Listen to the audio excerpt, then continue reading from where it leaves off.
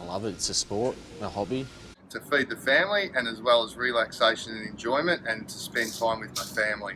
To catch something to eat that's fresh, go out and relax after work with some friends or by myself, chill out a bit after a day's work.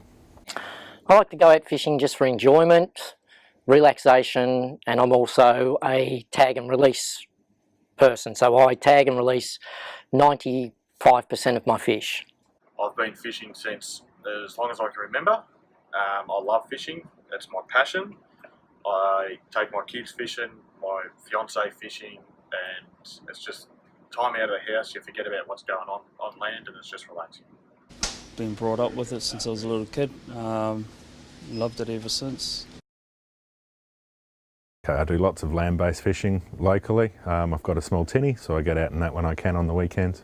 Just mostly inshore stuff for flathead offshore or snapper if I can ever catch one, mackerel in the bay. I do, most of my fishing is saltwater fishing. I also do freshwater fishing, but not as much. It's mainly in the rivers and bays. Bit of everything. I don't have a specialty, but predominantly bass.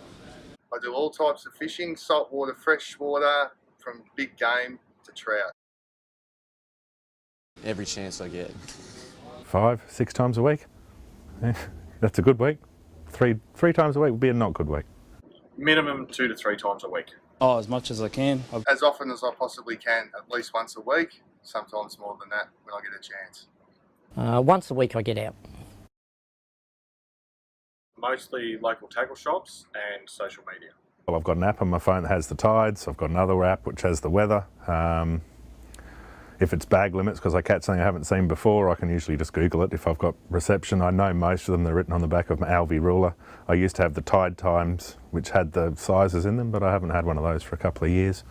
Predominantly shows or TV, I suppose. I get that information mainly from the tackle shops and social media. Working in a shop, I get it from most of my customers, as well as online and online reports and newspapers, things like that. VR fish. Wouldn't have a clue. No. Not really. No. Yeah, I know Sunfish is an organisation that has something to do with that. Oh, I'm pretty sure it's Verfish. Nah. Nope. No. Neither, no. No, I do not. No. At the national level, no, I don't. Not at the moment, no. No, I do not. No, I don't. No. I think it's Jalna. Is that right? I think. No. No. I've got no idea, no. No. Nope, I don't. No, I don't. A lot of that would be through posts on social media, or if I hear it on the news. Since I'm in the tackle shop 3 times a week, if there's something coming up, I'd hear it there. Mainly online, internet is probably the best source, and also localised information through local papers and things like that. Mainly through the tackle shops and social media. Mainly Facebook or through friends. So Social media. I've got my own Facebook page, and a lot of people who are up with it post on our page, and local tackle stops. Followed that one on Facebook through Greenpeace and that sort of thing, which were protesting the one that got banned maybe a year ago, and I've heard that they have been sort of allowed back in. But yeah, that's through social media, and I haven't read any formal documents on that. I did hear something about it not that long ago. They were sort of doing around Australia and whatnot, so, and then everyone was trying to get them away out of our ocean, so, which is a good thing. I reckon it's a national issue because they chase the bait fish, which they don't only congregate in our area, they're Australia-wide. So I think eventually, if it stays in, we'll see an effect on our bait fish Australia-wide. I'm not too sure. I haven't really heard much about that, so no, yeah. Yes, I'm aware of marine parks and the benefits that they have. I was one of the people that marched on Parliament to prevent them. Yeah.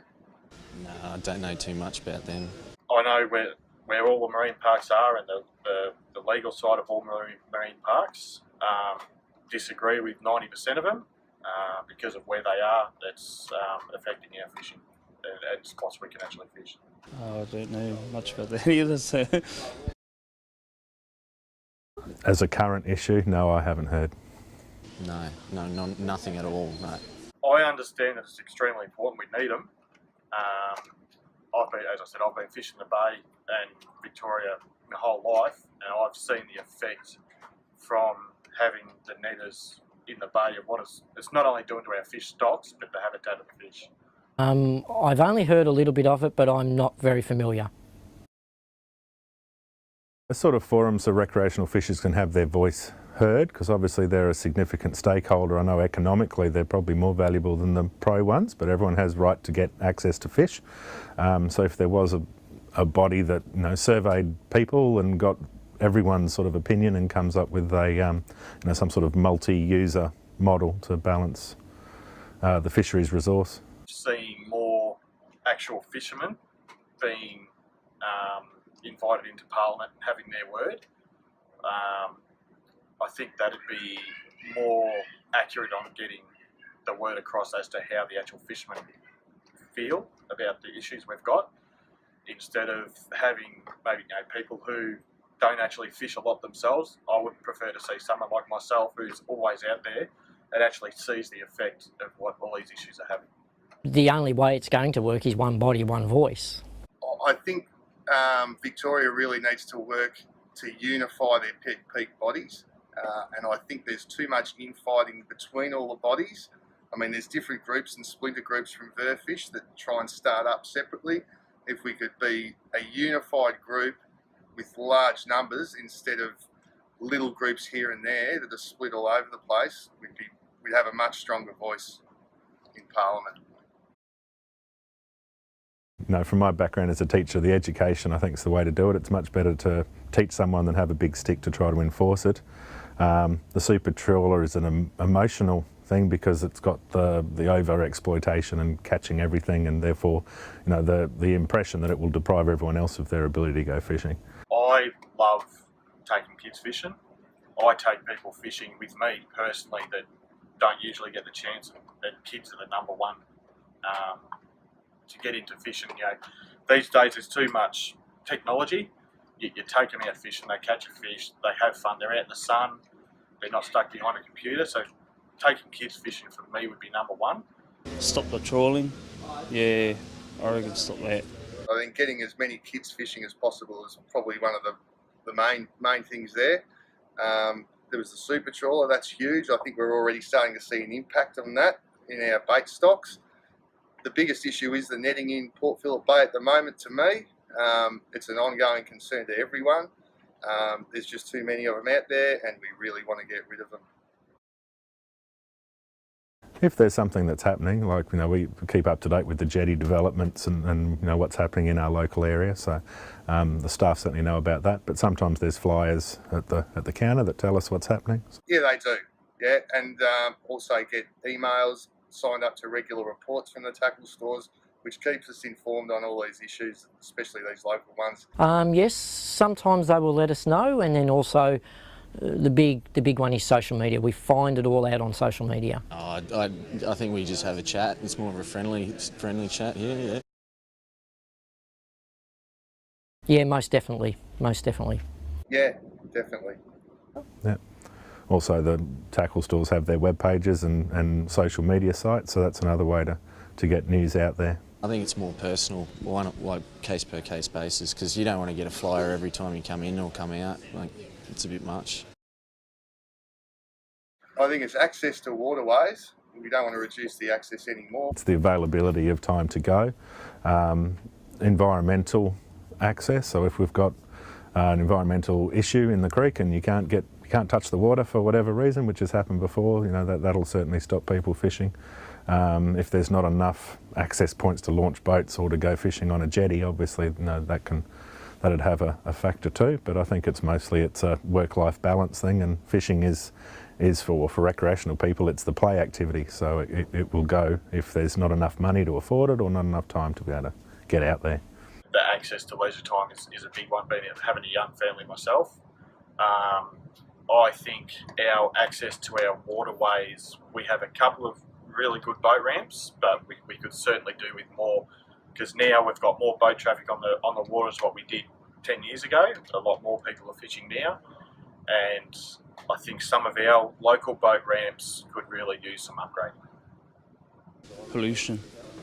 Yeah, definitely pollution. One where it says just time. We are all time poor at the moment.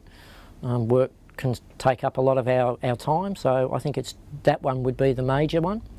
And the other ones, I think everybody has to deal with them and cope with them. And pollution is a big issue. It may affect some of the areas that we do fish, mainly in the rivers where I do most of my fishing, so the pollution is a big issue. Probably pollution and government access, I think, because there are a lot of restrictions on the freshwater dams and stuff I've found. And how you say it, every man loves his fishing time, and as much as you can get is the best thing possible, as long as you're doing the right thing. Competition for leisure time is a big one too. It's just making the time to get out there.